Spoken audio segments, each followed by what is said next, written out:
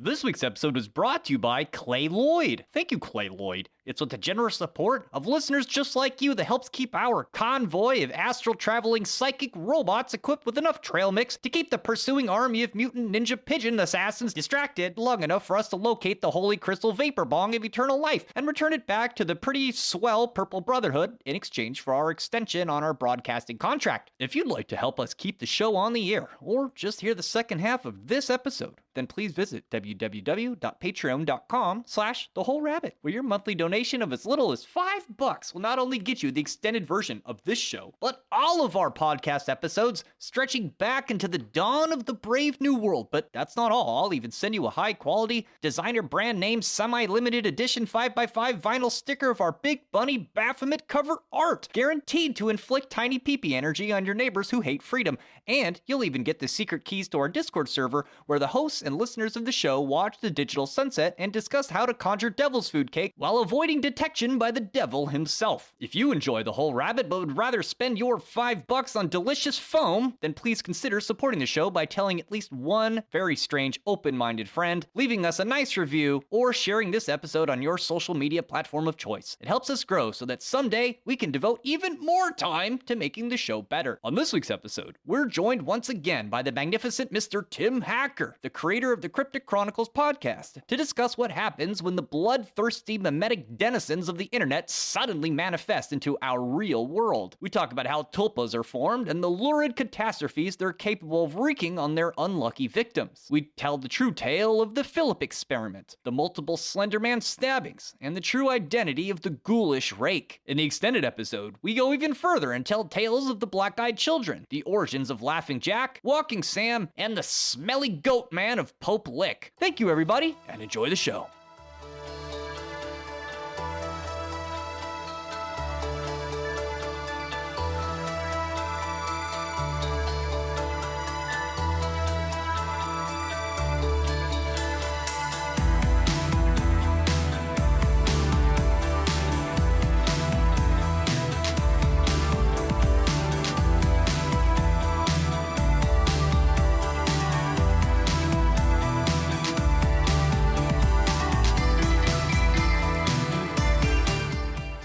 What do you call a monster you can't find? What? A werewolf. Oh. What do you call a monster with great manners? What? Frankenstein? What do you call a monster made out of blood? Bloody Mary. What? Not bad. A hemogoblin.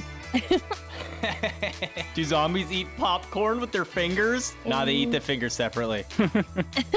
Monsters aren't usually good at math, unless you count Dracula. Oh my gosh.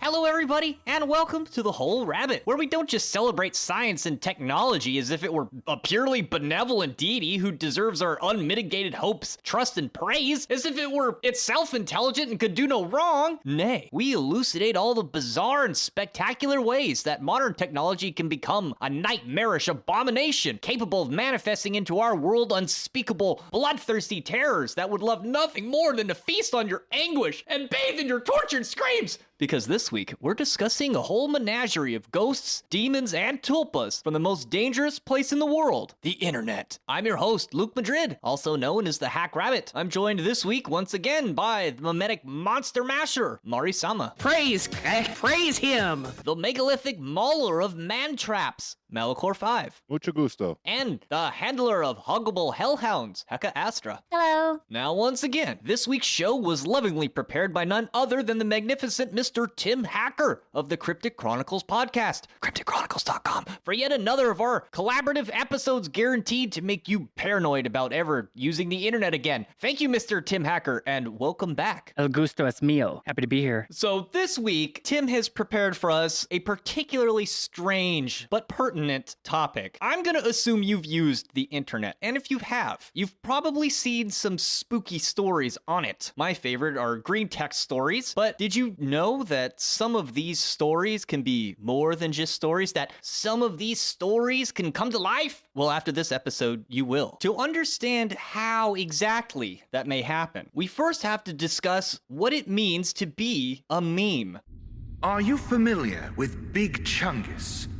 Big Chungus. Right, and I really like to look at the etymology of words In fact, you might even make a joke about it. This is the etymology of the word meme. Oh. I use that word etymology to describe what a meme means if you don't know. Where it's from. Yeah, or where it's from, what is it referencing, why is it funny? I guess that's kind of a joke way of saying, etymology. But the etymology of the word meme is interesting because it's a new word. We all know that, but it's a bit older than the shortened version, which is meme. It's memetics. And it says on etymology.com, quote, an idea, behavior, or style that spreads from person to person within a culture, end quote. From 1976, introduced by the evolutionary biologist Richard Dawkins in The Selfish Gene, coined by him from Greek sources such as mimesthai, to imitate, to see mime.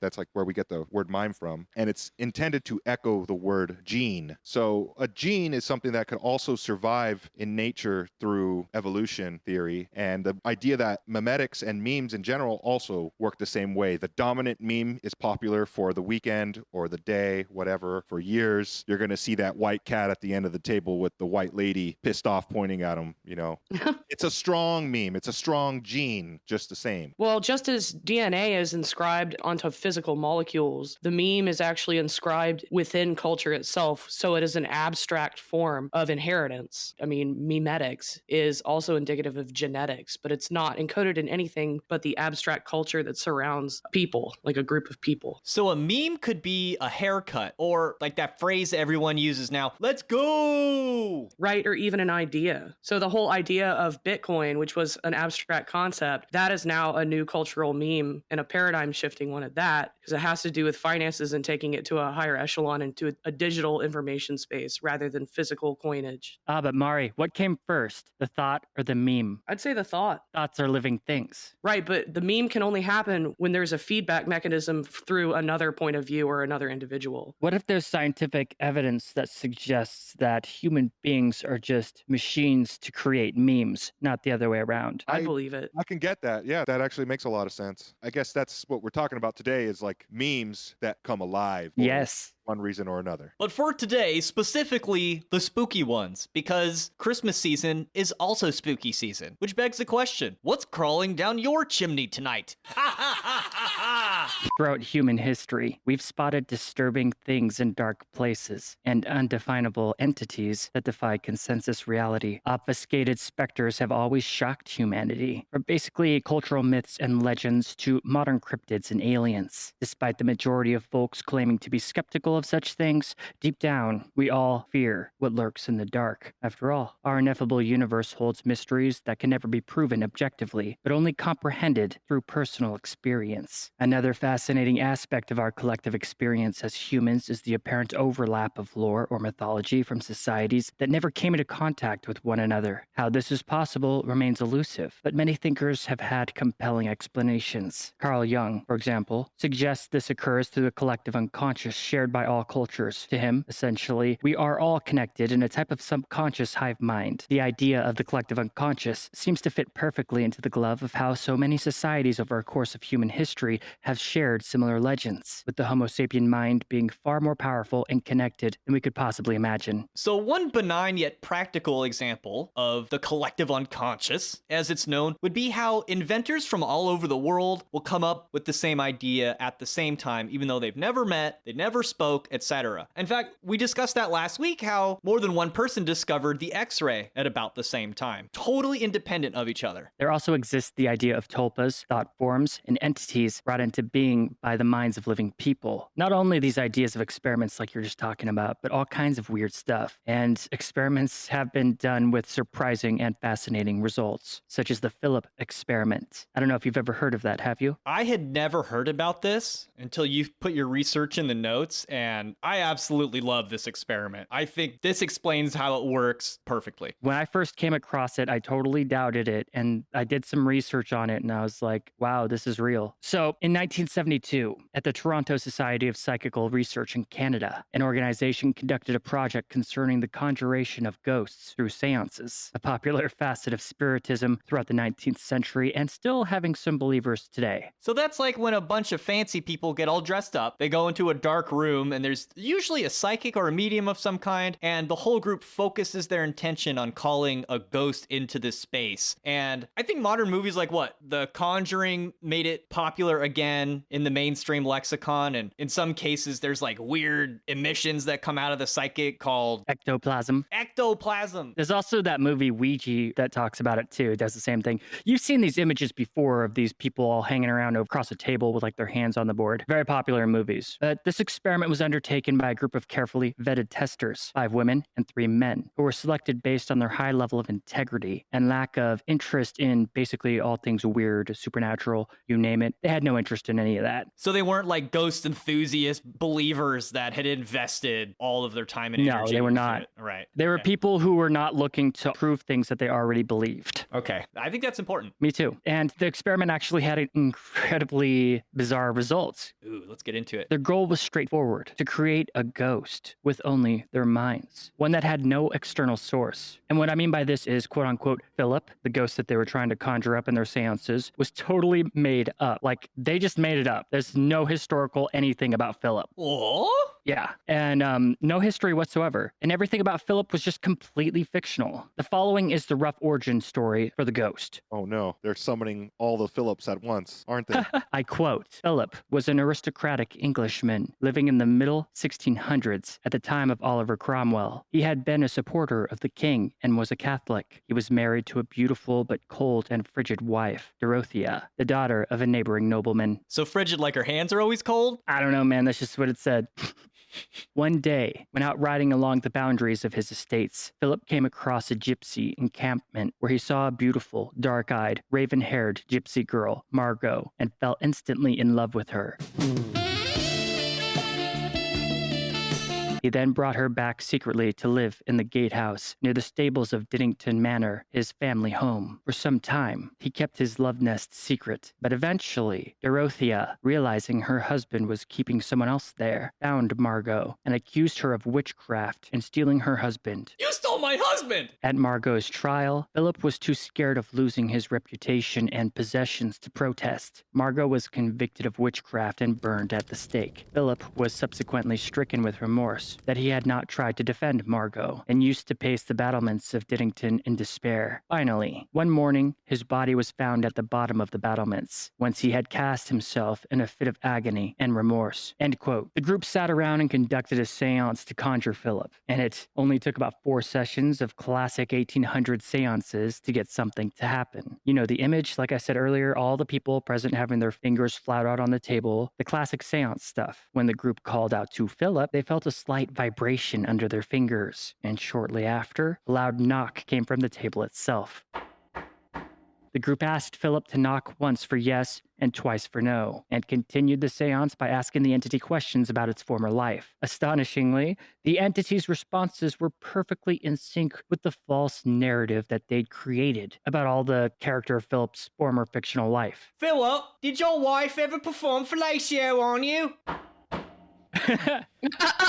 As the seances progressed, Philip got stronger, able to slide the table and tilt it during the sessions. The research group stated that Philip could mess with the electricity in the room, whisper into their ears simple responses to their questions. Eventually, the experiment was ended because they could not bring Philip into visible manifestation. However, the researchers could replicate this experiment with similar results, which means it is, to an extent, bound to the scientific method. You know, to be fair, Aleister Crowley tried time and time again to get demons of the Goetia to appear in distinct physical form. I don't think he was ever able to actually do it. It's asking a lot of spirits to take on a physical form. And what you said about the scientific method, I think people both unfamiliar and dismissive of the occult, they tend to believe there's absolutely nothing scientific about magical practice. But the best occultists really do work within a framework akin to the scientific method, with experiments or results that can be repeated predictably. Now, there's a reason why the first thing an occultist will tell you on the beginning of your journey is to get a magic journal, because you're supposed to record your results. results. And if you do, then somebody else can review your journal and do what you did and record their result. You know, like peer review. Anyway, back to the topic at hand. Yeah, you can also look for things that don't add up with multiple experiences. That maybe, for example, if a hypothetical entity was manifested in some way, it says one thing like 6 months ago and then says a completely different thing 2 weeks ago. You're like, huh.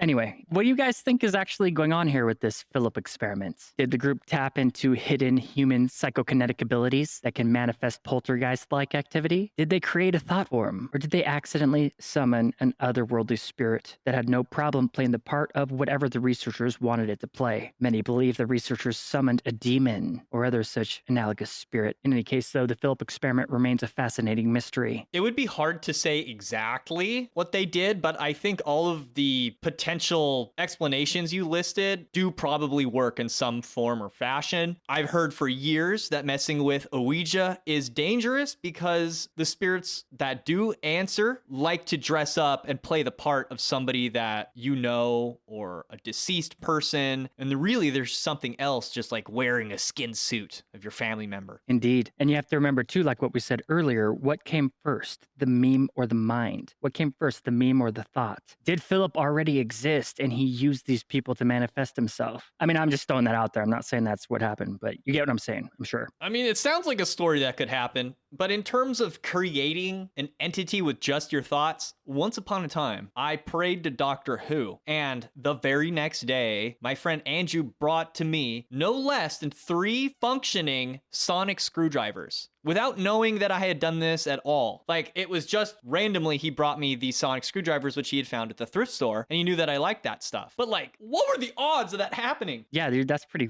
weird. That's some weird synchronicity. I mean, does that mean Doctor Who is real? I mean... Yeah.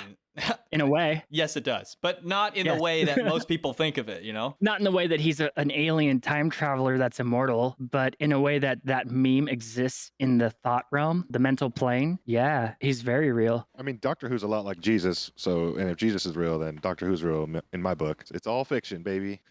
Well, you know, like people say that Santa Claus isn't real, but people will be writing letters to Santa Claus and leaving cookies out long after nobody even remembers us anymore. Yep, he's immortal compared to us. The Philip experiment was inspired by the 1931 book With Mystics and Magicians in Tibet by spiritualist Alexandra David Neal, which details her experience with creating a thought form after intense concentration and meditation over the course of several months. By her account, the thing wasn't real but a figment of her imagination. In any case, the thought form became real to her as anyone else. She'd read about thought forms from the Tibetan Book of the Dead, which described tulpas as ethereal beings created by the auras surrounding us, our thoughts, and our feelings. But Alexandra's tulpa was visually real, took on its own form, and eventually she lost control of it. It began to go dark side, so she decided to get rid of it. And it took 6 months of intense concentration to dissipate it from existence. So these things can, even if they come from our minds, according to her, they can become dangerous in a way. Interesting stuff to think about, right? Yeah, absolutely. I think in Buddhism, advanced practice is supposed to help you realize that your own personality is itself a sort of tulpa. I remember one story about a monk who was told to meditate on a bull for weeks and weeks in a small room, and he did so faithfully at his guru's request. And then one day the guru yells to him, "Hey student, come out of the room!" And the student's like, "I can't, my horns won't fit through the door."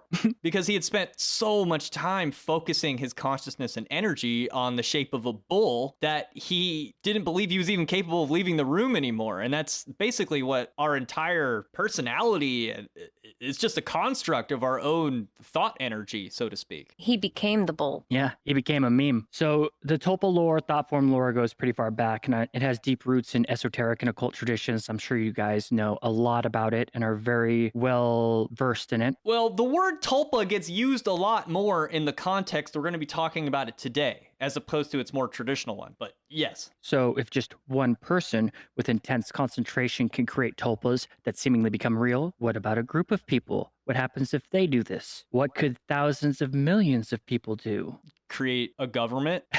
True, that's actually a construct as well. You know, arguably we create gods this way. Yep. No! Including our greatest god, money. That's just paper. No, money is real! This has to be real! Look at my furrows of worry. Look at my big bank account and my family. This has to be real. Well, with the invention of the internet, all of a sudden, the whole world is now connected with extremely little effort, which can lead to interesting ideas concerning the spontaneous creation of tulpas. Most people think that legends, myth, and folklore is a thing of the past, but those people are wrong. Wrong! They are so wrong! We're still in it, baby. The meme machine comes to mind. Researchers like Susan Blackmore in her book, The Meme Machine, goes over the work of numerous scientists who have documented the phenomenon of thought contagion. Have you ever heard of thought contagion? That sounds weird, right? There's a bunch of jokes I want to say here, but it will. I know. I can feel you holding back, dude. I can feel the energy of you holding back through the mic. Just makes me think of the dance plague. Oh, yeah. In Germany. I support the current thing. We'll just leave it at that one.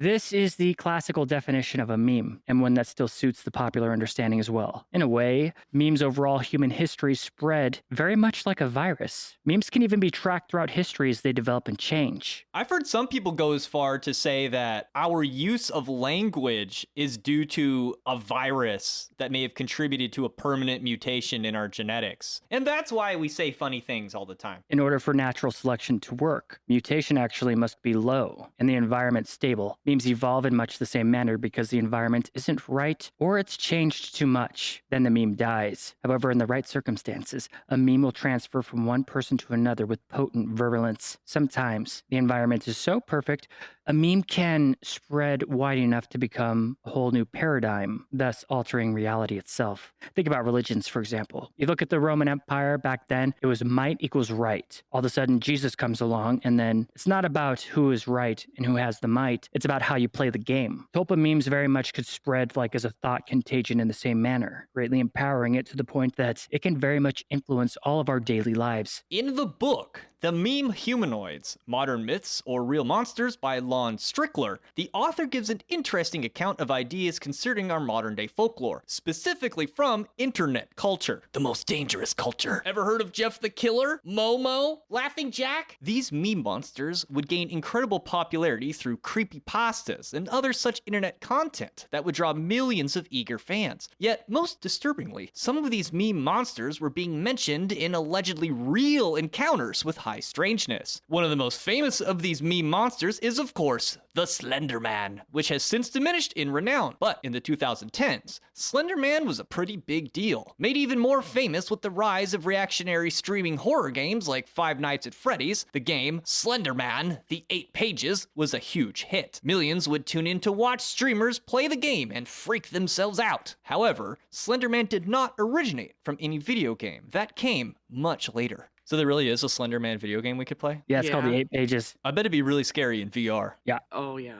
It's pretty good. It's all right. Is that the one where you're like walking around the woods? Yeah, it's a walking simulator. Yeah. I don't know if this counts or if this is off topic, but sometimes when Hecka and I are playing Valheim, we'll be walking through the safest part of the game called the Meadows, and we'll see a black shadow figure pop up and be all spooky and then like poof, disappear. Yeah, he looks like a black wizard, like black robed wizard. That's spooky. That's also what the Endermen are based on in Minecraft, if it's not completely obvious. Oh, that does make a lot of sense now that you mention it. Now, Slenderman began as a Photoshop competition on the Something Awful forums, but slowly gained attention and turned into a horror creature all on its own. Creepypasta stories were written about the Slenderman, and it slowly began growing a whole new identity, with a unique narrative forming around it. Oh, I miss Something Awful. Is it still going? Oh, I bet it is. I spent most of my time on Pointless Waste of Time, but it's a different place. As the story goes, the Slenderman can be seen in old photos at playgrounds or any area where there are lots of children. Known for kidnapping children, the entity subjects them to a horrific and unknown fate, with some being brainwashed and manipulated by the Slenderman to do its bidding out in the real world. In the end, whether a brainwashed puppet or a victim, anyone who interacts with the Slenderman suffers a dark fate. Well known in Slenderman lore, there is the theme of its victims slowly going insane over time, its victims losing touch with reality more and more each encounter. This comes from the entity manipulating people over a prolonged period of time, gradually altering their reality, making them question everything and anyone who crosses their path. Even though the main victims of Slenderman are children, it is said to notice anyone who may get in the way of its agendas, especially witnesses or people who research the phenomena too deeply. Now, full disclosure, we actually had to stop recording at this point for a while because we had a mysterious audio problem that, well, didn't make any sense. So I think we're in danger, guys. It was definitely Slenderman. This means you're all in danger. I'm sorry. Yep, you too. Damn it. The only way to stop Slenderman is to eat a lot of muffins and get pudgy. Oh, man. Allegedly, people who research Slenderman too deeply will have anomalous activity begin to occur to them. Some claim the entity's face could suddenly appear on their electronic device when the display suddenly goes blank, or it transitions to a blank screen. But how Slenderman haunts people is varied and unique to the individual, with an overarching theme of screwing with its victims, making them question reality, and slowly go insane over time. The following accounts are from real-world events and real-world researchers, all genuine folks who allegedly have caught the attention of Slenderman. Disturbingly, Slenderman's influence on the real world is thought to have resulted in 2 young girls trying to murder their friend because, according to them, Slenderman told them to. This is a bona fide real-world incident, and you can go look it up right now. I'm not joking. Somehow, this meme monster crossed over from fiction into our real, modern folklore and influenced real, normal, everyday people. This event that Tim is referring to is known as the Slenderman Stabbing, which occurred on May 31st, 2014 in Waukesha, Wisconsin, following a sleepover of 3 12-year-old girls, Anissa Weir, Morgan Geyser, and their friend Peyton Leutner. The 3 girls had begun attending Horning Middle School in the fall of 2013. Anissa and Morgan were said to be socially isolated, but found a friend in Peyton. During this time, Anissa had been introduced to creepypasta, the internet's version of popular folklore or campfire stories, taking a particular interest in Slenderman and the numerous tales which detail his abduction of children. Eventually, Weir began to believe Slenderman actually existed. And Morgan, too, also became obsessed with the character, going as far as claiming telepathic communication with him. Anissa Weir later told investigators that it was Morgan who first proposed the idea of killing Leutner in order to become proxies of the Slenderman in late December 2013. But Morgan, of course, claimed it was Weir who was the architect of the plan. She said, quote, "She made it seem necessary, and I figured that it was necessary, and I would." The months came and went, but the pair kept fantasizing about their secret plan, and it was during Morgan's birthday party the following May they found their opportunity. The trio had gone to a local roller skating rink the prior evening and spent the night in Morgan's loft watching videos on her laptop. In the morning, they played dress up. Morgan was Data from Star Trek, Peyton was a princess in pink, and Anissa pretended to be what she called a prostitute, which Morgan admits was sort of inappropriate. After breakfast of donuts and strawberries, the trio asked Morgan's mom if they could go outside and play. When she said yes, the girls set out for David's Park. Peyton was walking ahead while Geyser and Weir lagged behind. With a moment to themselves, Morgan pulled up the left side of her white and black plaid jacket, flashing a knife she had stolen from the kitchen. The pair, giving each other long side glances, silently concurred that their time had finally come. "I thought, dear God, this is really happening?" Anissa Weir later told the police. Initially, it was Morgan who attempted to restrain Peyton in the park restroom, pushing her head half-heartedly against a brick wall, but she chickened out at the last minute. Afterwards, Anissa suggested that they play hide and seek in the woods at the edge of the park. Together, they walked to the end of Big Bend Road, where asphalt turns to gravel and the path dead ends by the woods. Morgan was first to count, but as Peyton went to hide, Anissa tackled her, but she was unable to keep her down. It was during the scuffle that Morgan handed Anissa the knife, but she quickly handed it back, claiming that she was too squeamish. In reply, Morgan said, "I'm not going until you tell me to." Anissa then claims that she began to walk away, but when she had gone about 5 feet, she stopped and yelled, "Kitty, now! Go ballistic! Go crazy!" Morgan then began to loom over Peyton, who was oblivious to what was about to happen, and said, "Don't be afraid, I'm only a little kitty cat," before pushing her over and stabbing Peyton 19 times in her arms, legs, stomach, liver, and pancreas, barely missing a major artery near her heart. Morgan remembers going, as she said, "Stabby, stab, stab, stab," claiming later, "It didn't feel like anything. It was like air." All the while, Peyton screamed, "I hate you! I trusted you! Afterwards, Peyton tried to walk away, but Anissa led her deeper into the woods and told her to lie down as Morgan initially tried dressing her wounds with leaves. Eventually, the two fled the scene and beelined for Walmart, of all places, where they washed up in the restroom and filled up their water bottles. As Peyton gathered her strength, slowly crawling out of the woods, looking for help, Morgan and Anissa wandered around Waukesha for a couple hours, singing, crying, and being weird. The pair claimed that they were looking for Slenderman's castle, which they believed was hundreds of miles away in the Nicollet National Forest of northern Wisconsin. Thankfully, a cyclist spotted Peyton, who was rushed to the emergency room where she got a lot of different surgeries before she made a full recovery, albeit with some scar tissue to show for it. Geyser and Weir were charged with attempted first-degree homicide, and despite their young age, were tried as adults. Morgan Geyser was eventually diagnosed with early-onset schizophrenia, a condition that ran in her family, and she was transferred to a state mental hospital before pleading not guilty in August of 2016 due to insanity. Prior to going before a jury, however, Geyser's team struck a deal with prosecutors stipulating that she wouldn't be held criminally liable and would continue treatment at a mental health facility, which she saw Judge Boren ordering the maximum commitment term of 40 years. That's a long time. Then Anissa Weir got off a little easier. She was found not guilty by mental disease and sentenced to 25 years at the Winnebago Mental Hospital Institute in Oshkosh, Wisconsin, before being given a conditional release in July 2021, where she is to be monitored constantly by GPS until the age of 37. I guess just recently, like in the last year or two, they took away that GPS stipulation, and now she's like just mostly living her life trying to get back on a good track. Whoa, this is nuts. Yeah, this is real. Yeah, this really happened. It's kind of scary. If you have a young girl that age, you would never think like, oh, I'm going to send her off to do a sleepover with her friends, and they like stab her to death over a fictional internet story. It's creepy. Now, Peyton Leutner underwent extensive surgery to repair her heart, liver, stomach, and pancreas, but she still suffers from mental trauma, which for years following the attack,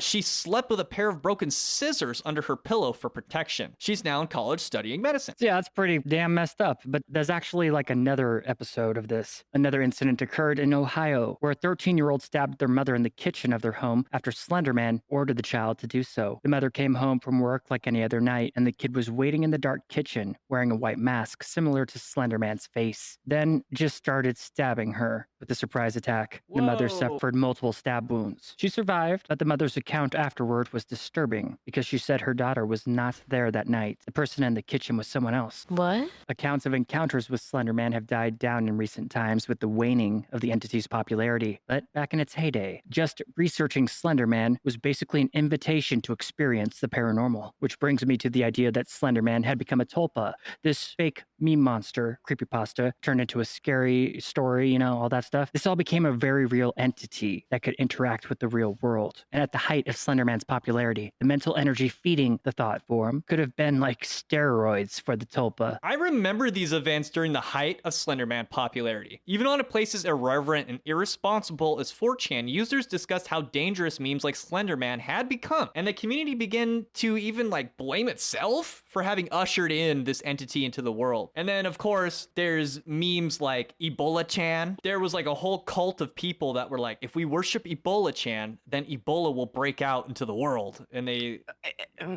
That came out after the outbreak. But people still, like, they would post memes of the girl and, like, keep redrawing her over and over like a goddess. So it was like they were worshiping it and giving it energy. It was creepy. There also exists the idea that Slenderman isn't a tulpa at all. This is more in line with the collective human unconscious kind of idea proposed by Carl Jung. It is also a view that turns into what came first, the chicken or the egg kind of a situation. From this point of view, these entities already exist in some way out there beyond, our comprehension or whatever, and are imprinted upon subconscious minds of people who then go forth and quote unquote create them, archetypal forms, if you will. People think that they created these things on their own with their own artisticness, creativity, whatever you want to call it. But in truth, the entity just chose them to manifest into our consciousness. I mean, that's kind of what it seems like is going on, especially when multiple people like invent the same thing, or even during my day job running escape rooms, for some reason one day, everyone will start having problems with the same puzzle in the exact same way and wrongly doing it over and over and over without ever talking to anybody else.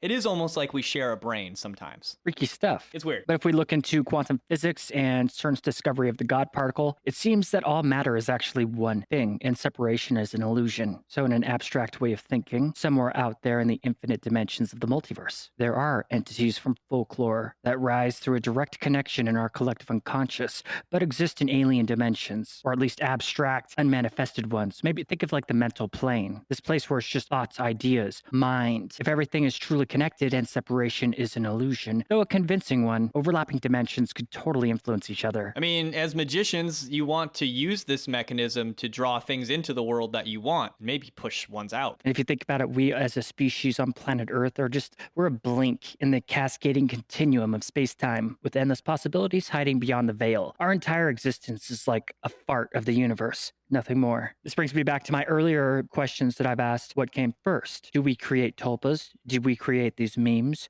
Or are the entities in question influencing humanity unconsciously from the great beyond to create themselves? Perhaps the total sum of human attention acts as a bridge for these entities, allowing them to step into our world. In any case, for the people who experience him, encounters with Slenderman are very real. Nonetheless, they are not nearly as prominent as they were back at the height of the whole creepypasta popularity scene. I had actually gotten into Slenderman lore back in the day and read books on it. I've always been a sucker for creepypastas since the beginning. Of course, I got into all this stuff. Like, I do enjoy these stories just as their own thing. However, I never experienced any paranormal activity in my time consumed in Slenderman lore until today. Yeah. So for some reason, I'm like, not really necessarily into the tulpa idea concerning Slenderman, but I guess it's still fun to think about that the Slenderman is only one of many meme monsters that crossed over from fiction into the real world. Just wait until Skibbity Toilet's coming over. So before we go any further, let's establish exactly what we're trying to tell you a meme is. What is a meme? I remember back in the days of the Tom Green show, the first time he heard that phrase, he called it a meme. Oh, I had a friend that insisted it was Meme. So, as Malachor was pointing out earlier, the word meme originated in 1976 from the book The Selfish Gene, written by Richard Dawkins. In this book, the author builds upon the principal theory of George C. Williams' adaptation and natural selection. That's from 1966. In the book, as well as among other researchers, the question, what makes humans different than animals, is bandied about, and after lots of analysis, the primary feature selected is not intelligence, like you'd think it would be, but actually the ability to copy, to imitate. So it is actually extremely rare for creatures in nature to do so. Only dolphins, chimpanzees, and crows can give it a go. As far as anything that comes close to a human's ability to imitate and copy, certain birds and even cats can do it badly, but it still differs from real imitation as a form of learning and using it practically in the world. Humans are adept at copying and imitation, even as infants. Our ability is like night and day when compared to the animal world. So Dawkins talks about how genes can perform selfish acts to ensure they're passing on to later generations, and he compares the behavior of selfish genes to the behavior of memes throughout history. This form of memetics concerns how to build pots, indulge fashion, beliefs, morality, ideas, farming techniques, and anything in between. He goes as far as saying how religion is just groups of memes with high survival value. All these things pass from one brain to the next, selfishly ensuring their survival. To Dawkins, in a bizarre way, memes are somewhat sentient, just like selfish genes in natural selection. All of these memes are spread by one person copying another. So from this point of view, memes are on a human level concerning one of the main things that makes us human. The whole history of human development is a history of the evolution of memes. Everything that you have learned by imitating someone else is a meme. With the birth of the internet, memes suddenly had a resource that vastly improved their ability to spread. Once given form, these things want to survive just like the selfish gene that Dawkins talked about. And one wonders if memes like Slenderman, as previously mentioned, or the Rake, have a life all their own in some way and wish to survive and be spread to ensure their survival. Straight up thought contagion. This is no small point. I would go as far to say that the entire reason the whole rabbit exists is to offer memes some unleaded fuel, a sandwich, and a foot massage on their perilous journey into the uncertain future of humanity. As Hecka just suggested, if memes are how we interact with the world and each other, or even further still, are the thing that makes us human, we should give them attention, time, and honor that they deserve. In many ways, memes are the part of us that live on while our bodies invariably fail and die. That sounds sounds a little too sappy or romantic, then perhaps it would profit us to realize that without offering memes our conscious attention, we stand the risk of becoming their victim, acting out their contents uncritically, which on the small scale breeds tragedies like the Slenderman stabbing, or on the macrocosmic scale, religious warfare, nuclear holocaust, racial struggle, and rampant stupidity of the dangerous variety in all its myriad forms. I think, quite honestly, selective memetics is how you can change the world. I think I've kind of joked about this in the Discord before, is that is how we're going to change the world, is through memes. Even if it's just as simple and ridiculous as, the ones that are GIFs that make a point with very few words. I think it's fascinating that Dawkins thinks that they're alive, like somewhat sentient. Well, this ties in a lot to some of the points that we've brought up before on the show. I think we did an egregores episode. Yep, that's the right word for this comparison. And there's some overlap between the concepts, an egregore and a meme. I think, take for instance, if you learn your grandma's fabled recipe that only your family is supposed to know about, it's like the passing of a torch. And that's a perfect example of how memes are hard baked into the fabric of what it means to be human. And so while the dish itself can be considered like a meme, the family is like an egregore, right? It's like it has a meta consciousnness that you are a part of. And so memes can flood throughout the egregore matrix, you could say. Yeah, in a way, we're just a collection of memes. Now, Heka mentioned something akin to Slenderman. She mentioned the Rake. Well, what is the Rake? And can it bake a cake? And is its name Blake? Yes to all those. So the Rake is another popular creepypasta from back in the day, and a truly horrifying meme entity. This one is unsettling on a far more personal level, since the majority of stories surrounding the Rake take place in one's own bedroom, usually as they sleep. The Rake also has a litany of aliases: the Crawler, the Creature, the Speaker, the Servant, him, Skimwalker, Bald Man, and the Big Hairless Dog. Just like Slenderman, many claim to have encounters with this meme entity. Quote, I have experienced the greatest terror. I have experienced the greatest terror. I have experienced the greatest terror. I see his eyes when I close mine. They are hollow, black. They saw me and pierced me. His wet hand. I will not sleep. A journal entry from 1880 detailing the Rake. The Rake is an internet meme that's become a legit urban legend. The entity haunts people for years, relentlessly learning every little detail about a person, and it uses the information to torment the victim, often including threats to their family, friends, and personal lives. So far, he sounds like Mark Zuckerberg. Indeed. However, the Rake is content to just be an asshole and will not actually attack unless provoked, at least until the time is right, that is, and it's had all its fun, that is, because it most definitely is dangerous to the extreme. Every once in a while, it'll murder a victim early just out of malice, but this is uncommon as the entity prefers to prolong the suffering as long as possible, specifically psychological suffering. I think it's really interesting that this journal entry that Malachor read was from 1880, so this is something that appears to be still going. No, that's fake. Oh. That's from the if you look up the Rake Wikipedia, that'll say that. It's not real though. There's no evidence for that. Oh. I mean, it could be real, who knows? But Oh, I it's mean, so misleading. yeah. I heard it on the whole rabbit. I believed it. It's like the Emerald Tablets of Thoth. You can't prove it in the story of it's, not really legit, but whatever. Could be real, could not. Anyway, the creepypasta originated from 4chan back in 2005 from an anonymous user. You don't say. Yeah, but it quickly gained traction into its own thing. At the start, the narrative around the meme changed a lot, but the lore slowly solidified into consistency, and as the lore became more stable, one of the first stories surrounding it was posted on the Something Awful website in 2006, and since then, the Rake has allegedly become real. No! It says on Villainpedia, the Rake is a pale, bald, and skinny humanoid-like entity with long limbs, being described to be a naked man or large hairless dog. Its claws also seems to be sharp. It is often seen to have white eyes which glow bright at night or in the darkness. In some footages, Rake is shown to not have any pupils in his eyes and has a sharp jaw. Wow, legit Villainpedia. Sweet. So he actually does look pretty creepy if you check out pictures of him. I've read quite a few green text stories that describe exactly what the Rake looks like. Usually it's part of a in the woods thread. Apparently these things like to haunt you in your cabin or somewhere remote, usually out in the wilderness somewhere. Yeah, and they like to screw with you. They're like Freddy Krueger kinda, except longer. Freddy Krueger just wants to get you scared and then kill you. A Rake wants to torture you like that over years, maybe decades. The most memorable story I've heard about a creature like this is a guy was in his cabin. It's snowy out. He's basically snowed in, more or less. He's just out in the wilderness in his cabin, right? And he hears this like knock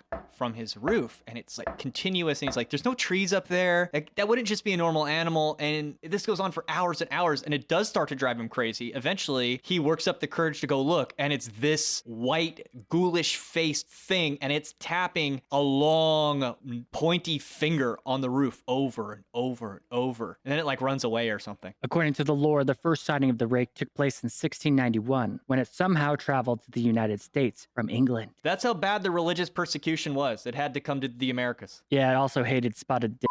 So for hundreds of years, it has been doing its thing. And there are accounts from Spanish explorers and other such old-timey people that adds to the creepiness of the narrative. Keep in mind, though, I'm not saying any of this is legitimate history. It's the narrative. Remember at the beginning of the story, I was talking about the Philip experiment? Same thing kind of going on here. It's all real! The immortal Rake also allegedly has tons of more lore about it, even prior to the 1600s. But all the documentation has been mysteriously destroyed. Oh, just like all the information about the UFOs.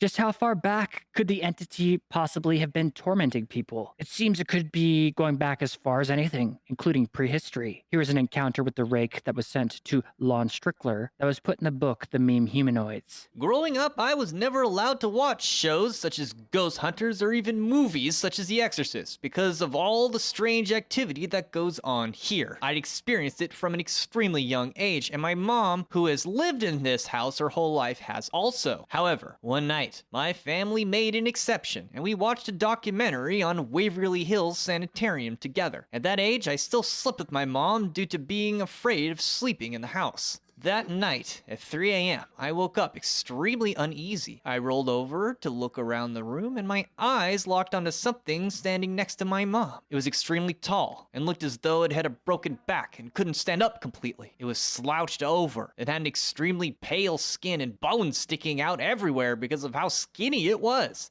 It had long claws, and its face was sunken in. Its eyes were completely black holes. A few greasy hairs were visible on its head, and it had no clothes, but also no genitals or nipples. That's terrifying. Imagine waking up at 3 a.m. and Joe Biden is in your bedroom. Ah! I was horrified. I rolled over and covered my head to toes with the covers. I refused to move even though I was fully awake the whole night. Eventually, in the morning, my mom woke up. She immediately started complaining about her side hurting. She raised her shirt to look and saw huge claw marks down her side. It was 3 deep wounds that were extremely inflamed and still bleeding. A couple months later, I saw the creature again. Although different from the first experience, I woke up to it. It was watching me sleeping by the side of my bed. I covered myself up again immediately, but this time I got the courage to peek out, and I found that it was still looking at me. I'm not sure when it went away because I dared not look again. I had the feeling of complete evil, and it made my hair stand up on end. Did he sniff it? Just a little. So Lon gives many more accounts of encounters with the Rake in his book, with each one more unsettling than the last. Go check them out. The Rake sightings still occur in present times, with many people not even being aware of the creepypasta, and only later discovering it after researching what they actually saw. Many witnesses suggested that they were skinwalkers, medicine men, or witches of traditional Navajo lore who possess the ability to transform into animals. They're medicine men that go dark side. Others proposed that these emaciated humanoids were manifestations of the Wendigo, a malevolent cannibalistic spirit of Cree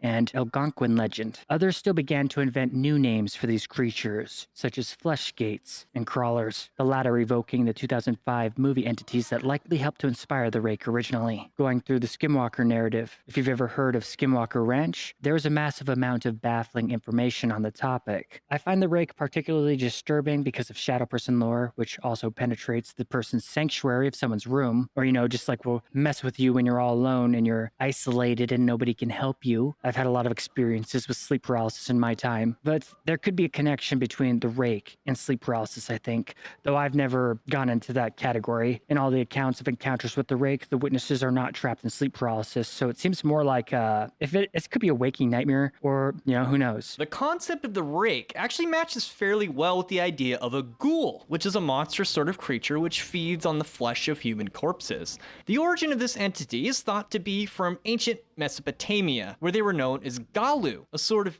demon or devil that roams the underworld. Galu were the entities which pursued Inanna after she was released from the underworld, and were permitted by the goddess to drag her husband Dumuzid down in her stead. We talked a little bit about this myth last year during our Eyes Wide Shut episode. And interestingly, when Nicole Kidman's husband gets, abducted to the underworld, in which the rest of the movie takes place, it's at a gala, and it's by two beautiful-looking women. And in the original story of Inanna, there's two of these Galu that take Dumuzid to the underworld. So we're learning more about Kubrick. Anyway. I can dig it. Now, the legend of these grim entities, the Galu, persisted in the region until the modern day, where they've become a semi-official fixture of Islam. Although unmentioned in the Quran, they are discussed in the Hadith, where they are conjectured to be jinn or devils scorched by holy fire. As the legend goes, jinn and devils would rise up into the heavens to eavesdrop on God's wisdom as he spoke to the angels, and then go back down to earth and share what they had heard with soothsayers. When Christ was born, a number of these heavens became closed to the devils, with the remaining heavens becoming locked once Muhammad became the final messenger. Nonetheless, some devils or jinn tried to ascend into heaven anyway, but they were quickly burned by falling comets. The ones who did not die became deformed and insane, falling to the earth as ghouls. Fortunately, ghouls, like other jinn, are still capable of being converted to Islam and becoming good Muslims. You know why they call it the Rake? Because he drags away dead things when it's time to leave.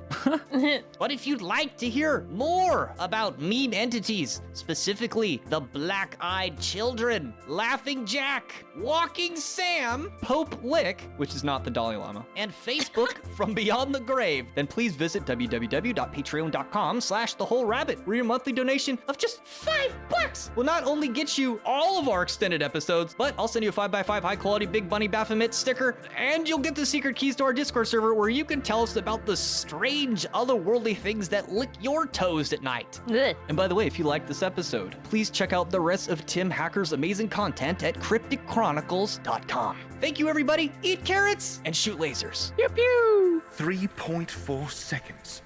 That's all the time Big Chungus had ever existed. And yet decades later, he would become more famous than Bugs Bunny, despite being Bugs Bunny himself. You see, Snake, memes control history, and I shall use the power of memes to control my own destiny. Do you honestly think Chuck Jones or Mel Blanc could have expected internet trolls to deify a character that doesn't even exist? Make him far more infamous than his own true identity as Bugs Bunny? Big Chungus lives on as the dominant meme. And that, brother, is what I intend to do. I will not let myself be cursed by my recessive memes.